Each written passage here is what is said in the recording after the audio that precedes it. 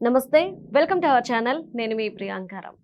December 1 నుండి parliament సమావేశాలు ప్రారంభం కాబోతున్నాయి. మరి ఈ పార్లమెంట్ సమావేశాల్లో అమరావతి రాజధాని ఏదైతే ఉందో దీన్ని చట్టబద్ధం చేసే ప్రక్రియ స్టార్ట్ అవుతుంది అని చెప్పేసి వార్తలు వస్తున్నాయి. మరి ఇందులో వాస్తవం ఎంత? ఎందుకంటే ఇది రైతుల శ్రమ, రైతుల పోరాటంతో తెచ్చుకున్న రాజధాని కాబట్టి ఏం జరుగుద్ది అనేది కుతూహలంగా ఉంది. తర్వాత మొన్న శ్రీ సత్యసాయి జిల్లాకి మోడీ గారు వచ్చారు. మోడీ గారు వస్తే అక్కడ ఒక చర్చ నడిచింది. ఆల్రెడీ ఏపీ నుండి 3 కేంద్ర మంత్రులు ఉన్నారు, ఇక 4వ వ్యక్తికి కూడా అవకాశం ఇచ్చే సూచనలు ఉన్నాయి అని చెప్పేసి ఈ వార్త కూడా బయటకు వస్తుంది. ఒకవేళ ఇది నిజమే అయితే కనుక ఆల్రెడీ బీజేపీ నుండి ఒకరున్నారు, తర్వాత టీడీపీ నుండి 2 కేంద్ర మంత్రులు ఉన్నారు. మరి 4th వన్ అంటే జనసేన పార్టీకి అవకాశం రాబోతుందా? ఒకవేళ ఇది నిజమైతే ఎవరికి అవకాశం ఇవ్వబోతున్నారు అనేది కూడా తెలుసుకుందాం. మనతో మాట్లాడడానికి జనసేన పార్టీ రాష్ట్ర అధికార ప్రతినిధి శ్రీనివాస్ గారు ఉన్నారు. ఆయన అడిగి తెలుసుకుందాం. నమస్కారం సార్. సార్, రైతుల పోరాడి సాధించుకున్నది అమరావతి రాజధాని. అయితే ఈ డిసెంబర్ 1 నుండి ఏదైతే పార్లమెంట్ సమావేశాలు నడుస్తున్నాయో వీటిల్లో చట్టబద్ధం చేసే సూచన కనిపిస్తుంది అని చెప్పేసి అంటున్నారు. ఇంకొక వార్త ఏంటి అంటే నరేంద్ర మోదీ గారు శ్రీ సత్యసాయి జిల్లా వచ్చారు. వచ్చినప్పుడు ఆల్రెడీ ఏపీ నుండి 3 కేంద్ర మంత్రులు ఉన్నారు, మరొకరికి అవకాశం ఇచ్చే సూచనలు ఉన్నాయి అన్నట్టు హింట్ ఇచ్చారు. ఒకవేళ 4వ కేంద్ర మంత్రి అయ్యే అవకాశం ఉంది అంటే ఎవరు ఫస్ట్ ఉన్నారు? చంద్రిక, ఏమవుతుందంటే మీరు అన్న విషయాల్లో ఒకటి అమరావతికి చట్టబద్ధత కల్పించడం, రెండోది కేంద్ర మంత్రి వర్గంలో మన రాష్ట్రం నుంచి ఇంకో పార్టీ వరకు అవకాశం ఇవ్వడం, ఇంకొక సీటు. మొదటిది నిజం, రెండోది ఊహాజనితం. మొదటిది నిజం ఎందుకంటున్నానంటే అమరావతికి చట్టబద్ధత కల్పించాలని చెప్పేసి రైతులు కూడా కోరుకుంటున్నారు. ఎందుకు కోరుకుంటున్నారంటే దాదాపు 29,000 మంది రైతులు, 33,000 ఎకరాలు అక్కడ మనకి అమరావతి రాజధానిగా ఏర్పడడానికి స్వచ్ఛందంగా ఇచ్చినటువంటి విధానం మనకు తెలుసు. వాళ్ళ పోరాటం కూడా చేశారు. తర్వాత దాన్ని ఇంకా ఎక్స్టెండ్ చేసి ఇప్పుడున్నటువంటి కూటమి ప్రభుత్వం ఒక మహానగరంగా గ్రీన్ఫీల్డ్ సిటీ లాగా ఏర్పాటు చేయాలని ఒక సంకల్పంతో ఉంది. దాన్ని ప్రజల మీద భారం పడకుండా మనకి బయట నుంచి గ్రాంట్స్ రూపంలో కానీ లోన్స్ రూపంగా తీసుకొచ్చి దాన్ని కట్టాలనేటువంటిది ఒక విధానంతో చేస్తున్నారు. దాన్ని డెవలప్ చేసి ఇచ్చేలాగా ఇప్పటికే అనేక రకమైనటువంటి సంస్థలు అన్నీ కూడా అక్కడ పెట్టుబడులు పెట్టడానికి ముందుకు వస్తున్నాయి. ఈ మధ్యన జరిగినటువంటి సిఐఏ సదస్సులో కూడా వైజాగ్లో చాలామంది పెట్టుబడిదారులు అమరావతిలో పెట్టుబడులు పెట్టడానికి వస్తున్నారు. అది యూనివర్సిటీస్ కావచ్చు, హాస్పిటల్స్ కావచ్చు, హోటల్స్ కావచ్చు, టూరిజంకి సంబంధించి కావచ్చు, ఏదైతే కావచ్చు. క్వాంటమ్ వ్యాలీ కూడా వస్తుంది ఇప్పుడు. నేను టెక్నాలజీ పరంగా దాన్ని హబ్ కింద చేయాలనే ఉద్దేశంతో నేనేమంటున్నానంటే పిల్లలు మార్చినట్టుగా మళ్ళీ అధికారాలు మారినప్పుడల్లా రాజధాని ఇక్కడి నుంచి అక్కడికి, అక్కడి నుంచి ఇక్కడికే మార్చే విధానం ఉండకూడదు.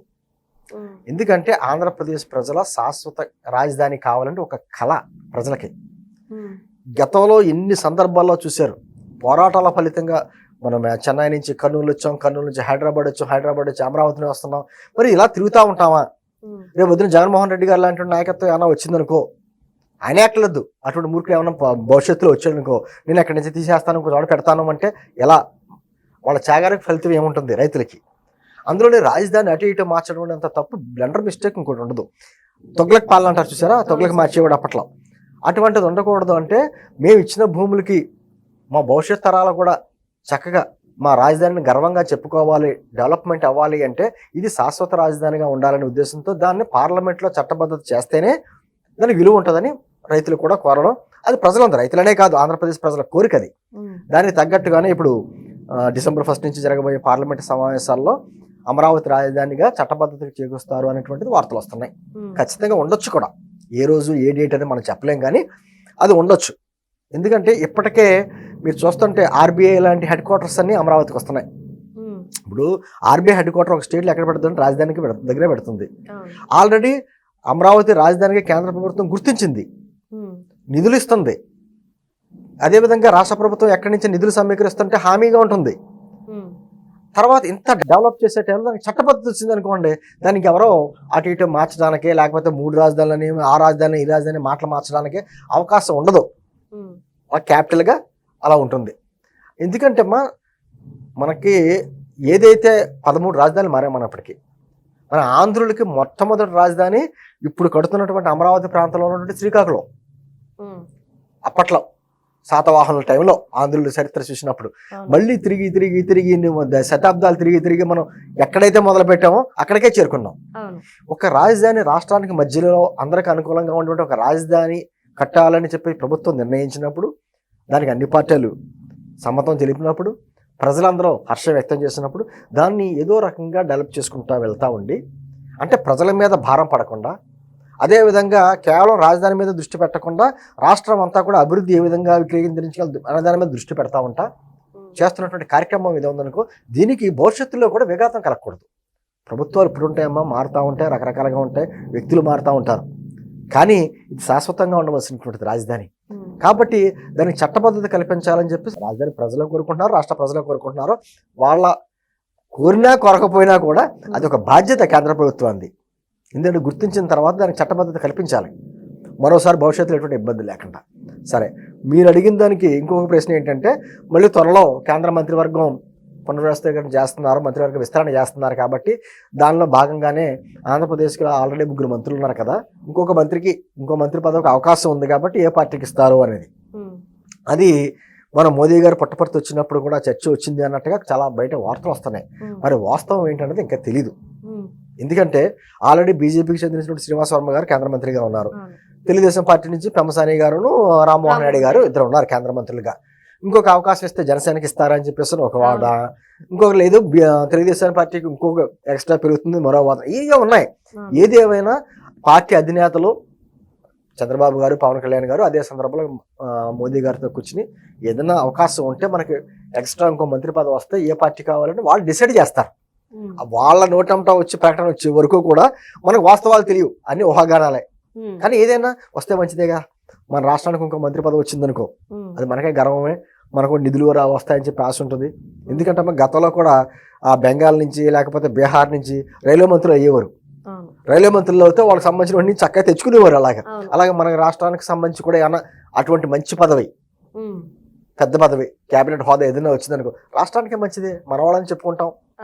ఏదైనా అవకాశం ఉంటే మనం నిధులు తెచ్చుకుంటాం.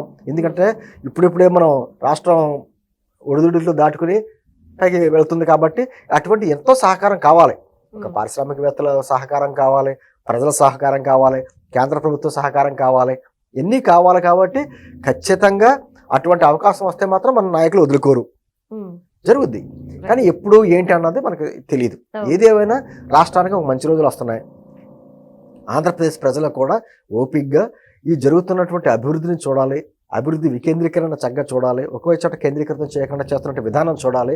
ఒక పక్కన పవన్ కళ్యాణ్ గారు లాంటి వాళ్ళు కేంద్రం నుంచి ఏ విధంగా పంచాయతీకి సంబంధించిన నిధులన్నీ తెస్తున్నారు, శాసकीय నిధులు కావచ్చు, లేకపోతేనేమో ఆర్థిక సంఘ నిధులు కావచ్చు, ఏదో రకంగా వచ్చి చక్కగా మౌలిక సదుపాయాలు ఏ విధంగా కల్పిస్తున్నారో, గతంలో ఎప్పుడూ లేని విధంగా మారుమూల గ్రామాలకి, గిరిజన గ్రామాలకు కూడా రోడ్లు వేసేటువంటి కార్యక్రమాలు చేస్తున్నారు. ఒకే రోజు డే అండ్ నైట్ జరిగిపోవు, ఖచ్చితంగా కొంత టైం పడుతుంది. ఎందుకంటే విధ్వంసం నుంచి మనం వికాసంలోకి వెళ్తున్నాం కాబట్టి ఖచ్చితంగా కొంత సమయం పడుతుంది. కానీ దీన్ని మళ్ళీ అంటే చంద్రబాబు గారు పదే చెప్తారు, ఇది పరమపద సోపాన పదం ఉంటా చూసారు, అది ఆ ఆటలాగా పైకి కిందకి పాముల ఆటలా ఉండకుండా చక్కగా ఒక విధానంగా వెళ్తే మాత్రం అద్భుతమైనటువంటి ఆంధ్రప్రదేశ్ అతి త్వరలోనే ఏర్పడుతుంది. Right. Thank you so much.